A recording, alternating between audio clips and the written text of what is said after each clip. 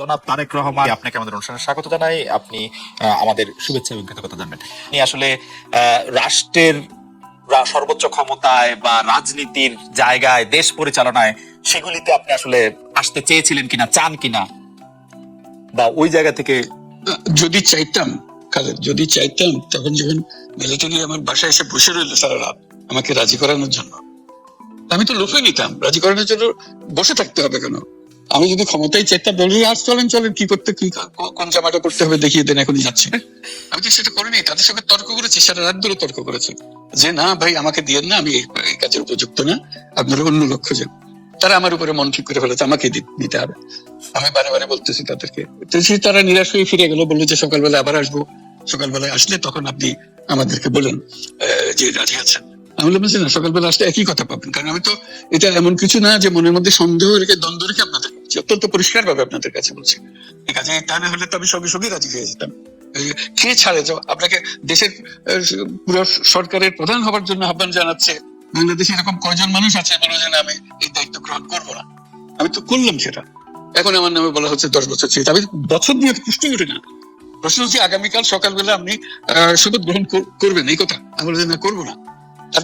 এরপরে তো কয় বছর, কয় কাণ্ড। আমি 10 বছর দিয়ে কি করবোটা কি? আমি 10 বছর দিয়ে, আমি তো বলছি আমি এই কাজের জন্য নই। দেশে আমার দেশ পরিচালনা করা আমার দায়িত্ব না, আমার কাজ না। আমি জানি না এটা কিভাবে করতে হয়, আমি যেটা জানি সেটা করি। Make sense. আপনার মেয়ে মনিকা ইউনুস সম্প্রতি একটি সাক্ষাৎকার দিয়েছেন CNN-এ। সেখানে আমি তাকে একটু যদি অনুবাদ করি তাহলে সেরকম পড়তে পারবো, যে আমি তাকে উদ্ধৃত করছি যে কোনো এক সময় প্রধানমন্ত্রী শেখ হাসিনা ও ডক্টর ইউনুস একসঙ্গে কাজ করেছেন।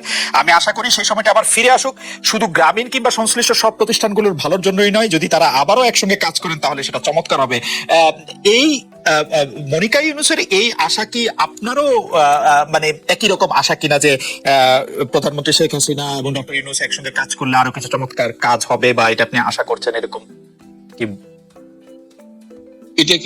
এটা কি এখন আমার জন্য করা যাচ্ছে না যে আমি নারাজ করতে চাই না? তুমি ভাবখানে এমন করছো যে আমি আপত্তি করছি, আমি কাজ করতে চাই না। আমাকে যে বললাম চোর বদমাইশ করে রেখেছে, সেখানে কাজ করে একটু কথাই উঠছে না। আমার নাম উঠলেই ওনার রাগ উঠে যায়। আমাকে সুৎখোর না বললে ওনার মন তৃপ্ত হয় না। আমাকে চুবিয়ে না ডুবালে, পদ্মা নদীকে আমাকে চুবিয়ে না ডুবালে ওনার মনে শান্তি আসে না। ঠিক আছে, আমি কি করে বলবো? ওনাকে বলতে তো হবে, ওনাকে যদি কিছু বলতে হয়। পদ্মা নদীর কথাটা যখন উঠলোই, পদ্মা ব্রিজ সম্পর্কে যে কথাটা সরকারের উচ্চ মহল থেকে এটা বলা হয় যে আপনি আপনার ক্ষমতা ব্যবহার করে বা আপনার পরিচিতি ব্যবহার করে বা আপনার যে একটা সাংঘাতিক রকমের গ্রহণযোগ্যতা সারা দুনিয়াতে আছে, যেটি আসলে ওয়ার্ল্ড ব্যাংক সহ অন্য জায়গায় আছে, সেটি দিয়ে আসলে আপনি পদ্মা সেতুটা বাংলাদেশ যাতে ঋণ না পায় সেটির জন্য আপনি চেষ্টা করেছেন। এই ব্যাপারটা থেকে আপনি একটু কিছু বলবেন, যে এটা আপনার বিরুদ্ধে একটা অভিযোগ? কি বলবো, এটা বলো, এটা হাস্যকর একটা কথা মুখ থেকে বলে ফেললো, চোর ডাকাতের মতো। এটাও আরেকটা বলে ফেললো, এটাই সত্য হয়ে গেল। আমরা যে বারে বারে বিবৃতি দিলাম তখন এটা প্রশ্নই ওঠে না। আমরা বাংলাদেশের নাগরিক হিসেবে আমরা গৌরবান্বিত যে এই পদ্মা সেতুর উপরে আমরা একটা সেতু বানাতে পারবো, এটার জন্য আমরা সবাই চাই। এটা একটা বিরোধিতা করার তো প্রশ্নই ওঠে না। কেন বিরোধিতা করবো? দেশে যে একটা বড় রকমের ঘটনা ঘটতে যাচ্ছে, সেটা তো আমরা সবাই সমর্থন করেছি। বলেই চললেন। এখন একজনে বলতে থাকলে তো আমার করার কিছু তো নাই। উনি এত শক্তিধর যে এখানে আমার কথা তো কিছুই থাকে না। ওনার সরকারের যাবতীয় প্রচার যন্ত্র ওনার হাতে। আমার তো আমার গলার যত তীক্ষ্ণ।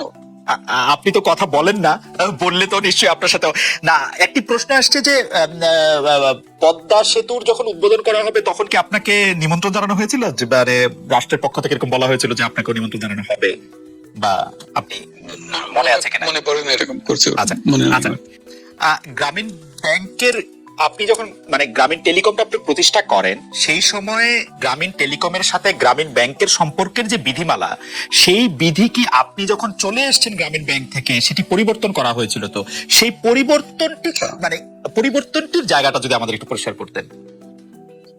পরিবর্তন ছিল যে আগে এটা নমিনেট করতে পারতো গ্রামীণ ব্যাংক, চেয়ারম্যান পদের জন্য একজন লোক নমিনেট করতে পারতো।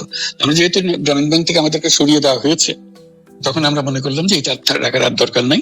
এটা আমি টেলিকম থেকে সেই পথকে আমরা পরিষ্কার করে দিয়েছি, যেমন এটার দরকার নেই।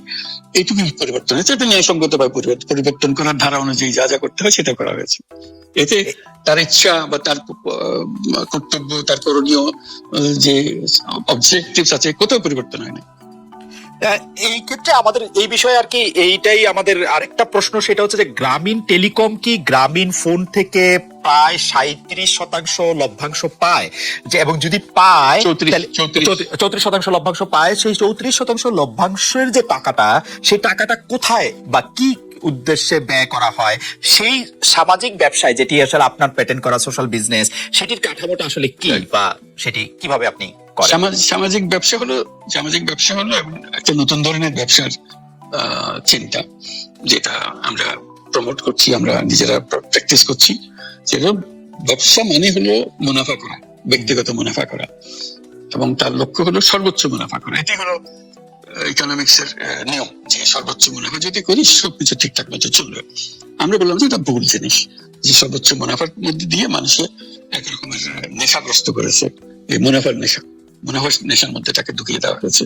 এই মানুষকে এই মুনাফার নেশাগ্রস্ত মানুষ হিসেবে এটা আমরা কল্পনা করতে পারি না। আমরা বলছি যে এটা মুনাফা সে করবে, সর্বোচ্চ মুনাফা করবে, কিন্তু অন্য ধরনের ব্যবসা আছে। ব্যবসা এখন শুধু এক প্রকারের ব্যবসা আছে, যে ব্যবসাতে শুধু মুনাফা সর্বোচ্চ করবে, এটাই হলো নির্দিষ্ট নিয়ম।